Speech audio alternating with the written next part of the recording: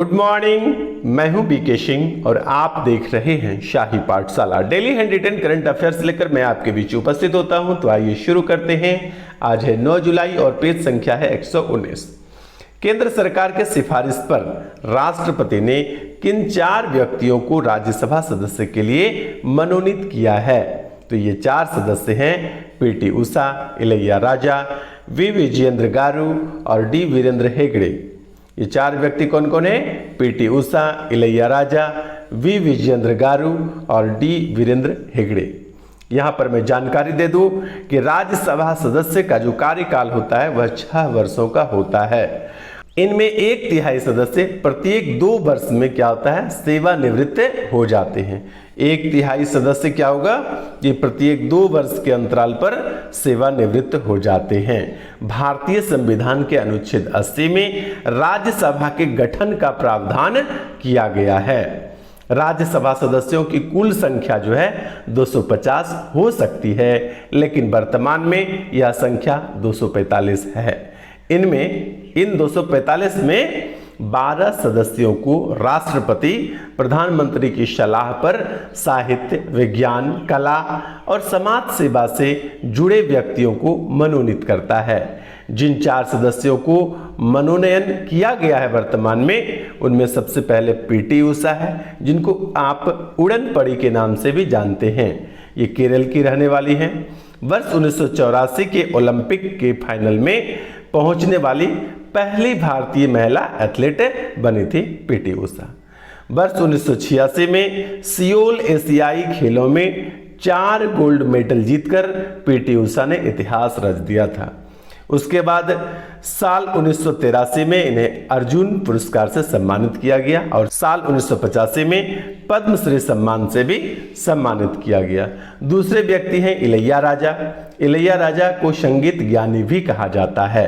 इलैया राजा एक संगीतकार हैं। तीसरे व्यक्ति हैं वी विजयेंद्र गारू। वी विजयेंद्र गारू एक फिल्म निर्देशक और स्क्रिप्ट राइटर हैं। क्या है? फिल्म निर्देशक और स्क्रिप्ट राइटर।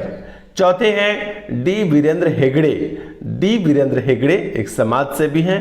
इन चारों व्यक्तियों को राष्ट्रपति के द्वारा प्रधानमंत्री की सलाह पर या केंद्र सरकार के सिफारिश पर राज्यसभा सदस्य के रूप में मनोनीत किया गया है।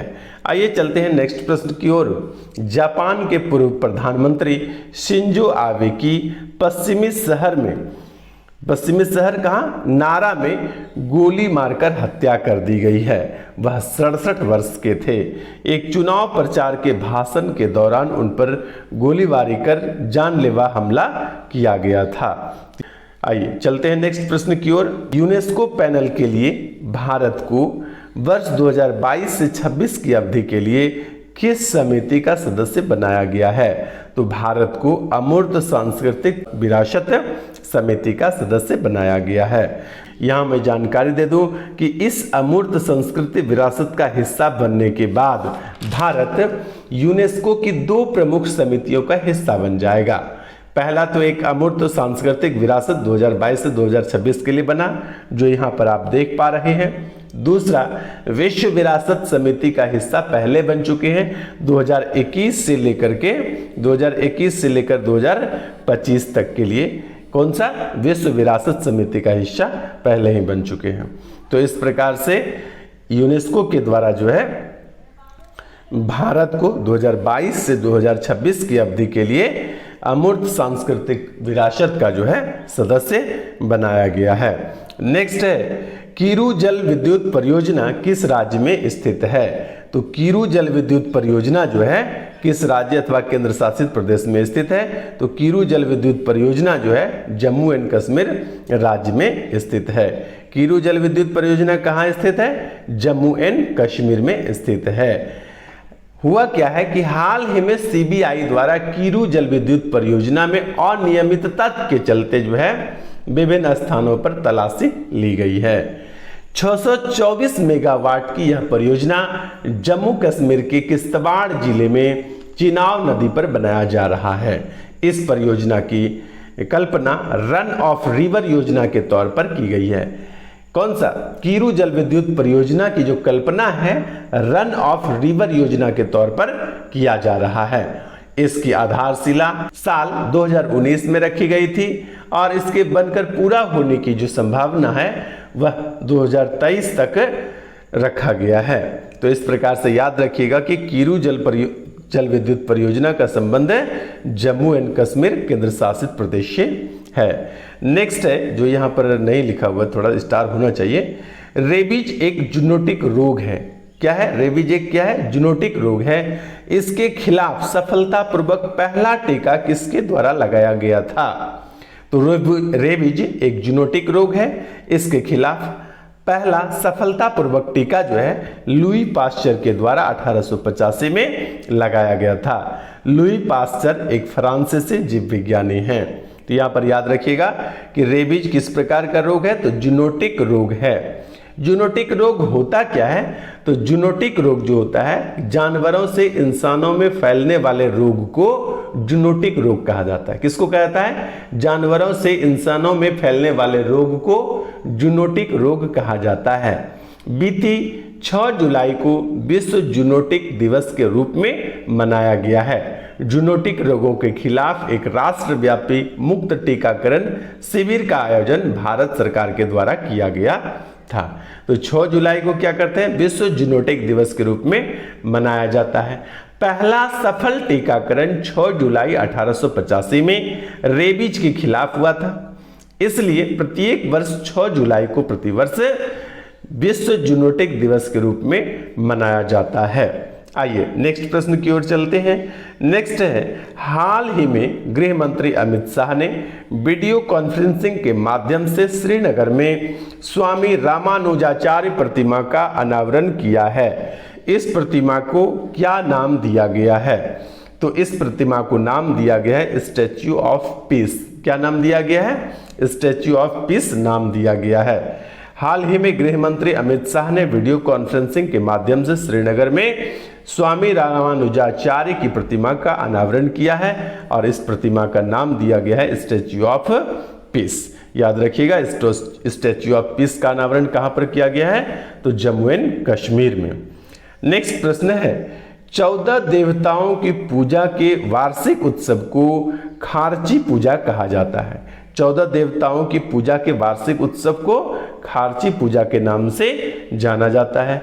तो यह उत्सव कहाँ यानी किस राज्य में मनाया जाता है? तो 14 देवताओं की पूजा के वार्षिक उत्सव खारची पूजा त्रिपुरा राज्य में मनाया जाता है। तो याद रखिएगा कि त्रिपुरा राज्य में कौन सा उत्सव? खारची पूजा उत्सव मनाया जाता है, जो 14 देवताओं की वार्षिक पूजा उत्सव को कहा जाता है। आइए नेक्स्ट है, केंद्रीय आवास और शहरी मामलों के मंत्री हरदीप सिंह पुरी ने स्वनिधि महोत्सव 2022 का शुभारंभ कहां पर किया है? तो इसका शुभारंभ नई दिल्ली में किया है। केंद्रीय आवास और शहरी मामलों के मंत्री क्या नाम है? हरदीप सिंह पुरी। इन्होंने स्वनिधि महोत्सव की आधारशिला शुरुआत किया है, शुभारंभ किया है। कहां पर शुभारंभ किया है? ये नई दिल्ली में जो है इसका शुभारंभ किया गया है।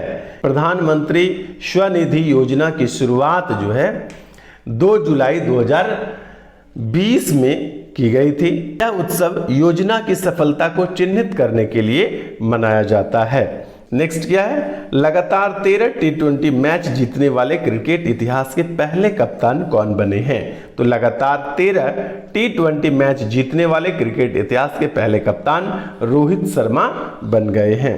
आइए नेक्स्ट है, रोजगार और शहरों की अर्थव्यवस्था को बढ़ावा देने के लिए वर्ष 2023 में भारत के सबसे बड़े शॉपिंग फेस्टिवल की मेजबानी कौन सा शहर करेगा? तो भारत के सबसे बड़े शॉपिंग फेस्टिवल की मेजबानी नई दिल्ली करेगा। ठीक है। आइए नेक्स्ट है, हाल ही में जारी राष्ट्रीय खाद्य सुरक्षा अधिनियम में बिहार को कौन सा स्थान प्राप्त हुआ है? राष्ट्रीय खाद्य सुरक्षा अधिनियम में बिहार को 7वां स्थान प्राप्त हुआ है, यानी अंडर 10 में बिहार पहली बार आया है। इससे पहले बिहार कभी भी अंडर 10 में शामिल नहीं था। तो याद रखिएगा कि हाल ही में जारी राष्ट्रीय खाद्य सुरक्षा अधिनियम में बिहार को 7वां स्थान प्राप्त हुआ है। आइए चलते हैं आज के इतिहास पर। आज का इतिहास है वर्ष 1951 से 56 के लिए आज ही के दिन यानी 9 जुलाई को पहली पंचवर्षीय योजना का शुभारंभ किया गया था। ठीक है, तो ये था हमारा आज का करंट अफेयर्स। बने रहिए शाही पाठशाला के साथ। आज के लिए इतना ही, धन्यवाद।